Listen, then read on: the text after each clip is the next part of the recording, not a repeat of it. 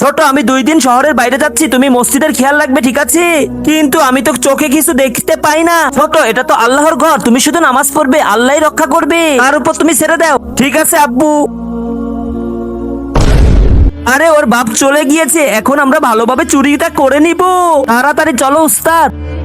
আরে কালু, এক কাজ কর, পুরো বাক্সটা নিয়ে চল। আচ্ছা ঠিক আছে উস্তাদ। কে কে কে কে কে? আহ, আহ, আহ, আরে এখান থেকে দিয়ে টাকা নিয়ে গেছে। হে আল্লাহ, মসজিদের টাকা চুরি হয়ে গিয়েছে, তুমি এখন সাহায্য করো। আরে তাড়াতাড়ি চল, কম হলেও এখানে 2-3 লাখ টাকা হবে। বন্ধুরা, কারা কারা আল্লাহকে ভালোবাসো? যারা আল্লাহকে ভালোবাসো তারা এই ভিডিওতে লাইক কমেন্ট করে চ্যানেলটি সাবস্ক্রাইব করে কমেন্টে আল্লাহ একবার লিখে যাবে। আরে উস্তাদ, এই অন্ধ আমাদের গাড়ির ভিতর কি করতেছে? তোমরা যা মসজিদ থেকে চুরি করে এনেছো, খুলে দেখো কি আছে ওর ভিতরে। আরে খোল খোল, কি আছে? আরে উস্তাদ, এর ভিতরে দেখি পাতা। এই টাকার জন্য তোমরা অনেক কিছু করেছো, আল্লাহ তোমাদের বিচার করবে, ভালো হয়ে যাও। আরে অন্ধ, তুই অনেক কিছুই বলে ফেলেছিস, তোকে শেষ করে দিব। আল্লাহ মাফ করে দাও।